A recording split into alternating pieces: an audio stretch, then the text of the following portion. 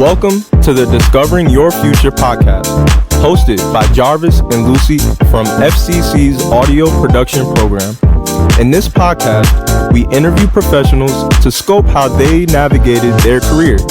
Through listening, you will pick up tips about developing professional networks, learn ways to manage your career, and discover pathways to finding purpose in life.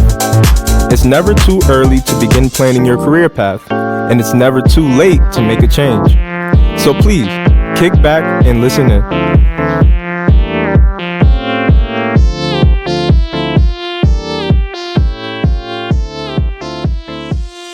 This episode will come in two parts and feature Tara Julian. In this part, we will scratch the surface of Tara's career journey and go into how honesty can support an individual in their career. Hello there. Welcome back to another episode of the Discovering Your Future podcast. In today's episode, we have a remarkable individual. She's an expert traveler, a community-driven doer, and a lover of dogs. A true master in her field, she now resides as the Human Resources Manager at Phoenix Meccano. Tara Julian. Hi. Hi. Thanks so much for coming on. We really appreciate it. Thank you for having me. Yeah, it's really a pleasure. So why don't we start from the very beginning? Tell us a little bit about your career journey. Where do you think it all started for you, and how did you end up where you are now? Well, my journey started in Pittsburgh, Pennsylvania. I was a student at the University of Pittsburgh, and I worked at a hotel to kind of have extra money while I went to school. And I was studying to be a speech pathologist. So when I got to the end of my bachelor's degree and applied for graduate school, I was sad to leave the hotel. I knew I probably couldn't keep up with working and going to school. And I went and talked to the HR department, and I said, I'm really sad. I enjoyed this time so much in hospitality and learned so much from all of you. I wish there was an opportunity for me to stay, but heading on to graduate school. And they said, interesting, I'd like to talk to you more about that. Can you come back tomorrow? And when I met with the HR manager and director, they were interested that I had said, of all the departments I know about, I like HR, but you're such a small department, how would I ever get my foot in the door? And they said, we might have a chance. We could bring you in on an internship. We have a need for some extra work to get done. Would you be interested in that?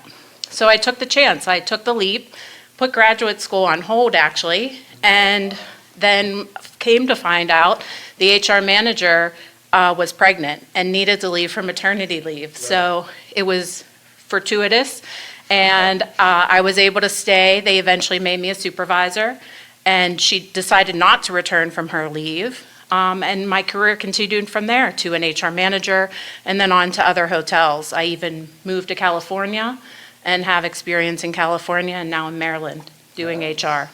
Yeah, that's really a great story. I think my favorite part about it is that it was almost unexpected, to have that moment happen, to be like, I really enjoyed this, I wish I could continue doing it, and they were like, hold that thought. Yeah. I think that's an important thing to know in any sort of career, that sometimes a moment like that can be all you need to get that ball rolling. It could be just hey, I really enjoy doing this, and then someone is like, well, right. Yeah, I look back at moments like that have happened along my career, and even at that moment, if they had not had a particular position for me then, I think that we would have followed back up. I was still going to work there part-time, very limited.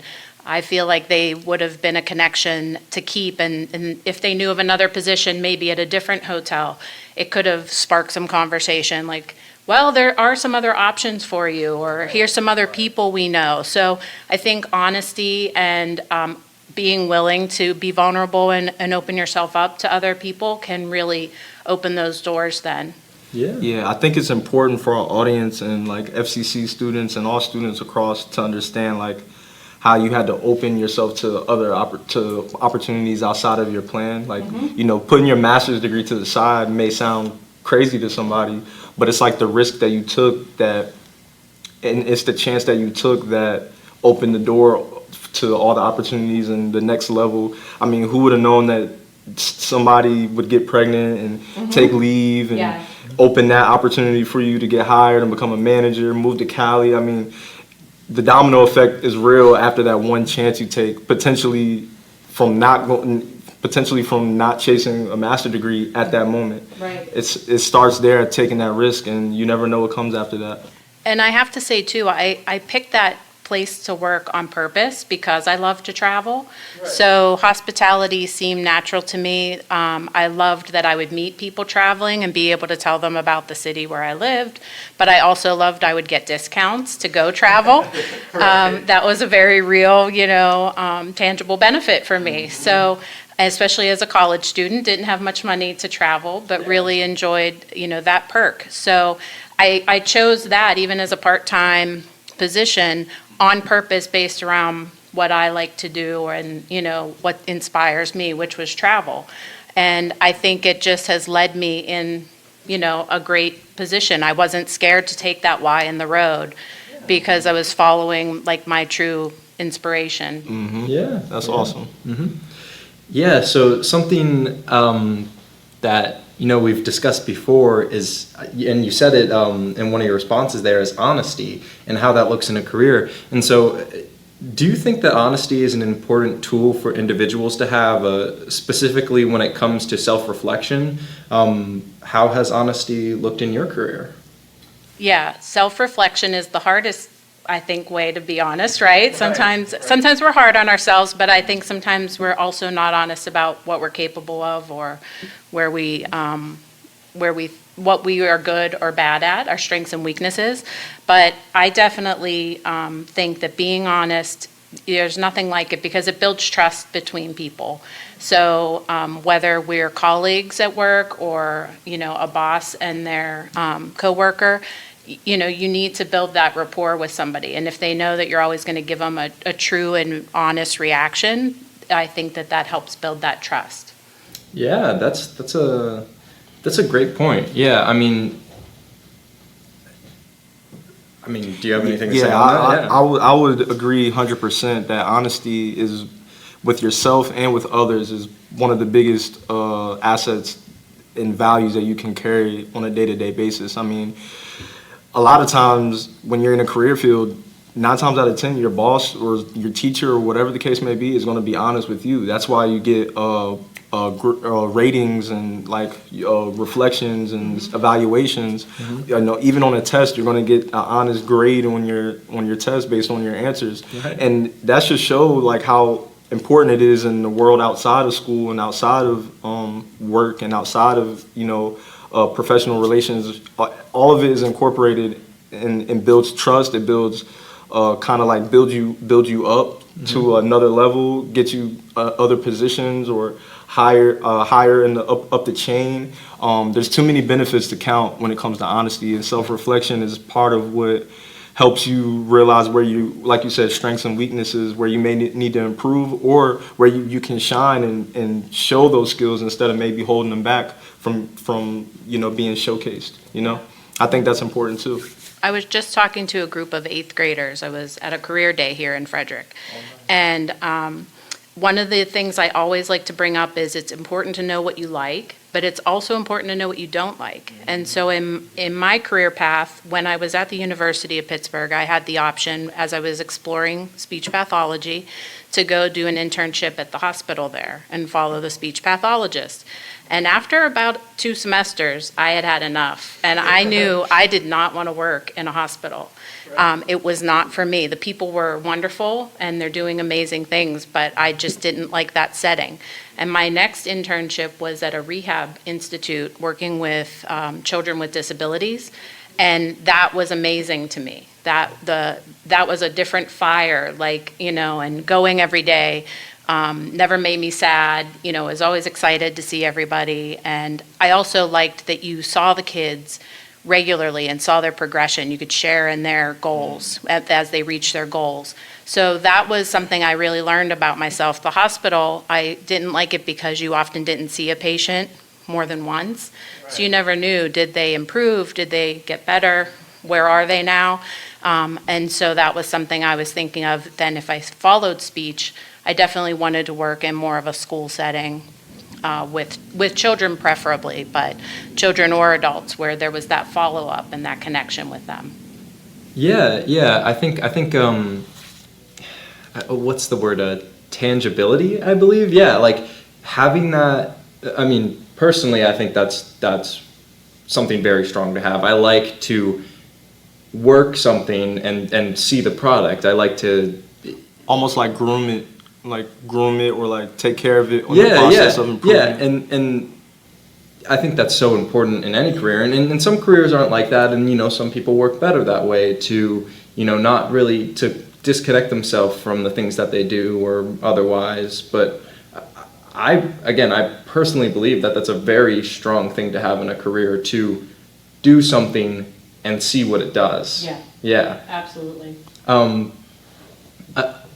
Something you said there about you when you got out of the hospital and you ended up going somewhere else to that internship, you talked about how excited you were to go there, and I think that's very important, to be passionate and happy with what you're doing.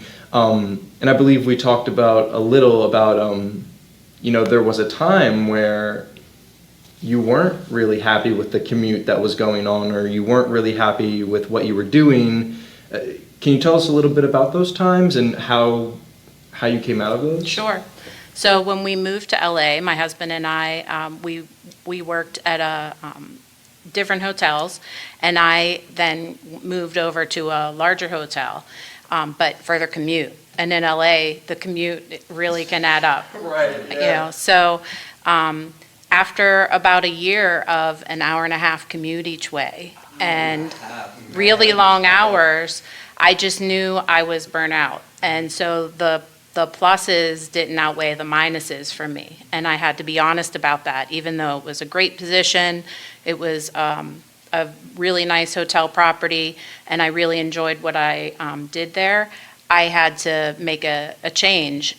So I was very methodical, I guess, in waiting to find a good move, what's the right move. And I ended up going to work for a nonprofit very close to my house, and I stayed there for 9 years because it was amazing. So, again, what you like and what you don't like are super important to think about and be honest with yourself, and then start to make your choices based on that. Not necessarily a knee-jerk reaction, but just, a planned progression. Well, what am I going to do next? This was good or this was bad. I want to change that, so now I'm going to go, do something else. Yeah, at the time of during your commute and everything like that, was it just you and your husband? Was there any pets involved or any? We had a pet, yeah. No, I didn't have my son at that time, but it literally, when people talk about burnout, that was my burnout moment. After a year, I just was at the end with, needed to sleep, wasn't having enough downtime, and never was, I think, having that chance to just really relax and decompress. And, so that it was really the stopping point.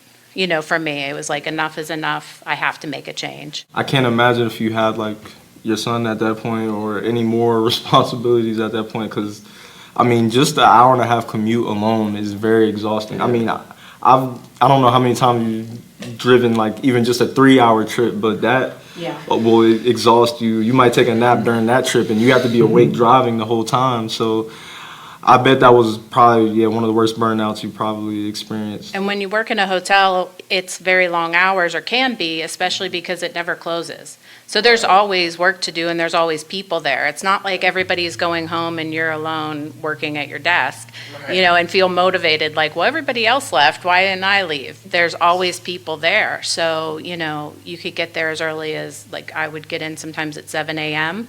and may not leave till 7 p.m., 8 p.m. Wow. Yeah. And, and then to drive home. Now, the commute was better when I left late. Right. It was an hour instead of an hour and a half.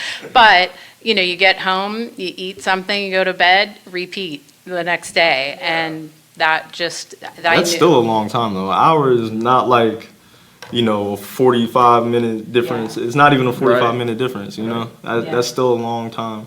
So I think the nonprofit became a very good opportunity that clearly showed how much you were passionate about that over driving an hour and a half every day there and back. So that's 3 hours out of your day every day. Like, And it was important to me to not make the change only because of the commute, because obviously there's lots of places to work that would have been nearby, but it was very motivating to go work for a place that was a behavioral health company and supported children and, foster care as well. And to go, I felt like it aligned with kind of what I had studied in school, in college, and I did like, rehabilitation and working with children. So it was nice to work with people who had those same values and really supported that. And the company had been in Long Beach for quite a long time. It was in Long Beach, California. And so it just is, really rewarding when you work somewhere like that, where people you meet that are aware of our services or have received our services are so thankful, and that, you're doing something good for the community. absolutely. And something you kind of brought up there about that job that you ended up transferring to, and how that used the education that you had previously before you got into this kind of career field. I think, let me ask you this. How do you feel about education and how that transfers to a career? Do you think that traditional education is the way to go for your career field, or do you think learning on the job reaps more benefits? That's a great question. I would say for most people that you need to pursue a career you enjoy. So I don't think you need to have the education first. I think you need to explore first what's for you. And you can do the education along with it, or potentially do it afterwards. One of the things I really loved about the hospitality industry, and actually in manufacturing where I currently work, you don't have to have a degree to get started. And there were so many stories of managers I worked with in the hospitality industry that started as bellmen or bussers, banquet people, and then worked their way up to food and beverage managers or directors, front desk managers. There were people at the company that owned the hotel where I worked who also did the same thing. They started as hourly employees, worked their way through school, I'm sure eventually went on for master's degrees in business as well, and became directors, and the one is the CEO, was the CEO. And, but started as a bellman, started at an hourly position and worked their way up through the hotel industry. And in manufacturing, it's very similar. You can start in an hourly position, and then if that is your passion, you can explore that. You can, come and start classes for, engineering or finance, HR, whatever it may be. Do you think you have to like the industry over the position sometimes? Like, it seems like a lot of these people, they started, let's say, as a bellman, which is way different from becoming a CEO or a hotel manager. Obviously, not even related, not that relatable as far as your day-to-day work or activities. But do you think having a passion for the industry can be a little more important than maybe the position itself? Because, for example, we're audio people, we're into music production and stuff. Sometimes you gotta take a position. They say take a position as the trash dude or the assistant at the radio station, though. You're in the right building. You just gotta work your way up. That's a great example. Do you think passion for the industry over the position may be? I do. Okay. Yeah, because when I worked at the hotel, I was in the health club, and I could have just gone in, worked my shift and left. But I was able to volunteer to, be on the safety team. And they had a big quality assurance team. And so I met managers that way. I met people from other departments that way. I also learned a lot more about the business and what other people do besides just what I saw day to day. But it definitely helped me. If I had only stayed in my little niche, I wouldn't have been necessarily offered a chance at a management and training program. That's a great point. Yeah. Wow, that is amazing. I almost feel a little inspired because I never even, sometimes you don't think to necessarily explore where you could go or the industry that you like, because you might just be able to find something that's in the same building before you even get the education and spend years, trying to get a bachelor's in something that you may not even like the industry for it. Excuse me, yeah, but a lot of times you'll see like there's opportunities at the building you want to work at doing something that may be unrelatable, but will take you right up that ladder if you stay there long enough and show loyalty, show honesty, integrity. Make those connections. Make the connections. And you get to see what's work like there, right? Are the people happy there? Do they enjoy what they're doing? How long are their hours? You would get to see all that like with your own eyes versus kind of what you imagine it would be, because they can be very different. And it's sad when, you talk to people who went to school for a particular thing and think that they were going to love it and then get out there and they don't love it. So, you definitely need to try a whole myriad of things, but I think if you can get your foot in the door, even if it is as being the janitor at a radio station, why not, right? Because you're going to meet the station director and you're going to, meet the DJs and you're going to have a chance to just become part of that community. Right.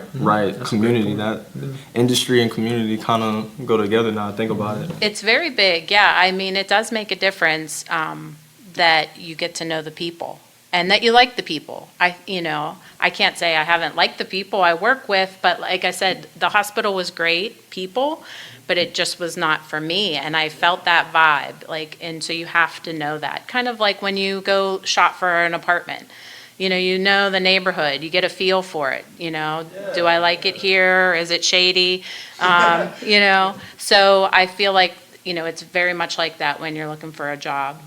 Yeah, that's a great, I guess you could call it a metaphor, but no, I mean, that's a great point. Like, and that kind of ties back to what you were saying earlier about, you didn't just want to change your job just because of the commute. It was more than that. It was, you had to look around and you had to see what you think you could fit well in. And thankfully you did, 9 years. I mean, it was amazing. Yeah, that's awesome. Yeah. And I guess to stay on that topic a little bit of education and learning, what do you think about building upon learning, applying yourself or building upon the learning that you have? Because so I guess for you specifically, how did your education help in the career that you're in right now? And you've said a few of those examples, and So I think that obviously getting a bachelor's degree is really helpful because everybody recognizes that and it's a milestone. So I feel like you could go into a lot of different career opportunities and they accept what your degree is. It doesn't have to always be in the field that you're being hired for. So obviously I went into HR and I didn't have a business focus. Mine was the communication science. I think that you learn things in college that are important as a whole. Right. And so it is good, and it will become in certain careers a stopping point for you if you don't pursue additional education. So whether, for speech, I had to go to get my graduate degree because you had to get state certified. And they only recognize the master's degree program as well as hours. You usually have to do internship hours, supervised. And funny enough, looking back at that was part of why my decision was a little easier to take the Y in the road because of my love of travel and wanting to live somewhere else eventually. Hotels offered that. Hotels, in fact, promote that. If you become a manager and they want to move you and you say, absolutely, put me in California, then they'll send you. Whereas if I did speech and only had my certificate in Pennsylvania, it would have been much harder to move. I could have done it, but it wasn't as easy. So it just was a natural progression of what my interests are and where I desired to be, kind of where I dreamed to go. Yeah. And it made sense, even though it seemed like a big change, right. A big Y in the road.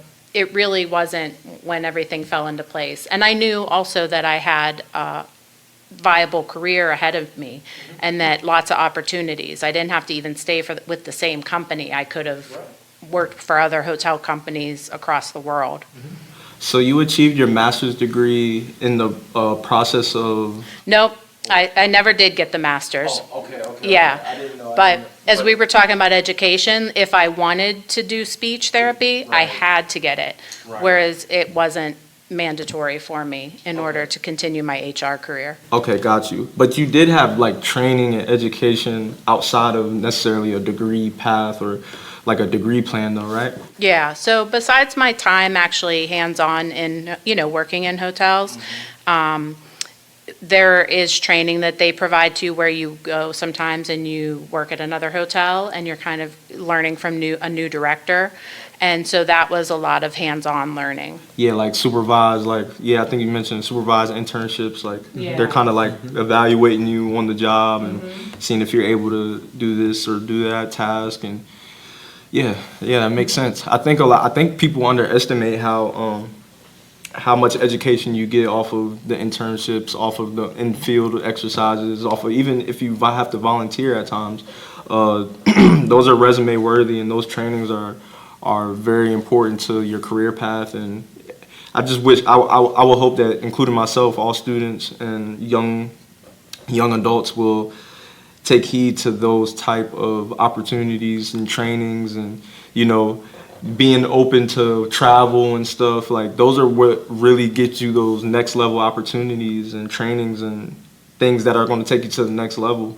I think people got to be open to that. So I like how your story reflects that as a success story, because a lot of people are going to be afraid to be from Frederick or a small town even and just up and move to California, but they don't know what that might do for their career. You know what I'm saying? They don't know how beneficial that might look in the long run.